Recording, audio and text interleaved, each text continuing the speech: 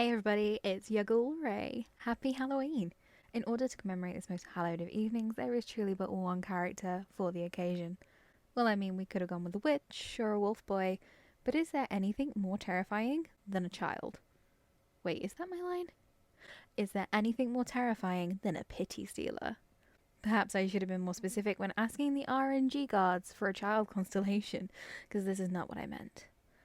Jokes aside, I know our little zombie gets a lot of flack in the community, but honestly, Qiqi is a character I really enjoy, so stay tuned if you want to learn more about her. I do just want to take a moment though to say a huge thank you to everyone who has subscribed already.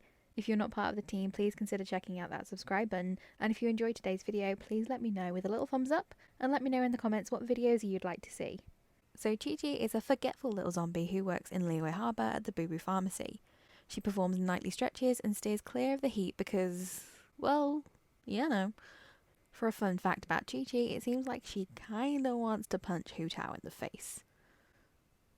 How's she gonna reach? And before we go on, I should probably issue my bias warning because Qiqi is actually half of my favourite gameplay pair, and I'll reveal the second half later. So if you want to bring home a Qiqi of your own, she can be obtained through the wish system. Qiqi hasn't had her own banner, but there is a chance to get her from both the standard and limited banners. And when it comes to levelling her up, you'll need cryo crystals and Horfrest cores from the cryo Regisvine, violet grass from the cliff faces of Liyue, and scrolls from the Samachills. For her talents, you'll need books of prosperity, more scrolls, Tale of Boreas from this big fluffy boy, and to max out any of her talents, you'll also need some crowns of insight. Once you've added Qiqi to your team, any more wishes for her will be converted to Stellar Fortuna to light up her constellation Pristina Nola, further enhancing Qiqi's skills and abilities. I like jumping straight into my build in my last video, so let's do it again. My Qiqi is level 80, all of her ascension levels are unlocked, and her friendship level is maxed out. I've recently got my first constellation for her, and her talents are at 6, 9 and 6. For her weapon, Qiqi does have the best sword on my account at the moment, the Aquila Favonius. I do want to switch her to a sword with a secondary attack stat instead, and I'll probably switch her to the Inazuma craftable weapon once I've leveled it up a bit more and learnt how to say it. When it comes to Qiqi's artifacts, I've recently begun a brand new build for her, and it's still a work in progress. She has a 2-piece Gladiator's Finale and a 2-piece Shimenawa's Reminiscence, both granting an extra 18% attack each. So we have items from the Gladiator set for the Flower and the Feather, a HB timepiece that I will be replacing if I ever find an attack percentage one from this set, an attack percentage goblet, which could probably be better, and a healing bonus mask, which isn't the worst, but I might trade it with Sayu's. And when it comes to stats, she has 15,808 HP, 1,974 attack, 914 defense, and 77 elemental mastery. As Qiqi isn't one of my main attackers, I'm not so bothered by her low crit rate and crit damage stats at 8.9% and 83.4%. She currently has a 35.2% healing bonus and 120% energy recharge, with 41.3% physical damage bonus from the sword. I think that the energy recharge could be improved, and her healing bonus would be much better once I've finished boosting up her new artifacts. Now let's dig into Qiqi's talents and abilities. Her basic attack, Ancient Sword Art, performs up to 5 sword strikes or consumes stamina to unleash 2 rapid strikes, and when plunging from midair, deals AoE damage upon impact with the ground. Her second constellation, Froze into the Bone, increases normal and charge attack damage against opponents affected by cryo by 15%.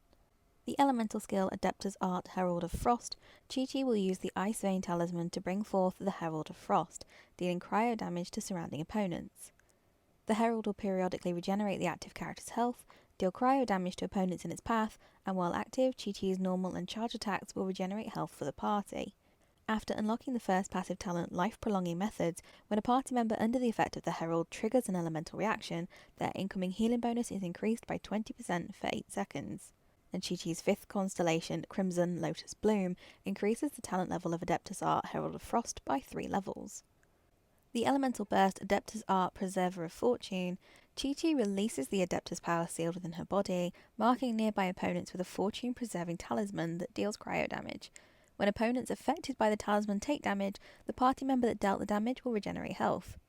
Unlocking the second passive talent, A Glimpse into Arcanum, when Qiqi hits opponents with her normal or charge attacks, she has a 50% chance to apply a fortune-preserving talisman to them for 6 seconds.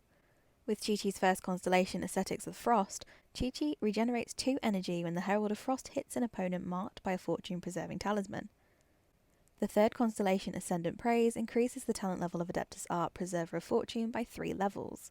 Her fourth constellation, Divine Suppression, decreases the attack of enemies marked by the fortune-preserving talisman by 20%. And the final constellation, Rite of Resurrection, using Adeptus Art Preserver of Fortune, revives all nearby fallen party members, regenerating 50% of their health. Her final passive talent, Former Life Memories, will display the location of nearby resources unique to Liyue on the minimap. And Qiqi's signature dish, No Tomorrow, will boost your team's crit rate and crit damage. So where could Qiqi fit into your team? As Qiqi is a healer, I really do feel like healers can go anywhere, so she could go into any team comp.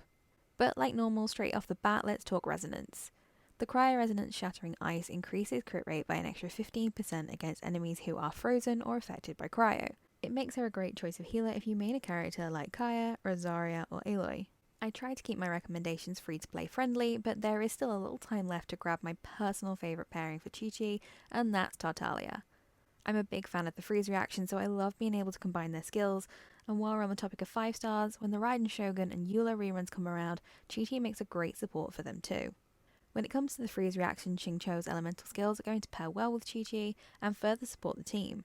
And if you want to run a freeze team but don't have another Hydro option, you can always run a dual healer team with Barbara. When it comes to the superconduct reaction, alongside Qiqi, Fischl's elemental skill or Razor using his burst are going to bring down the enemy's physical resistances and allow a physical main to dish out more damage.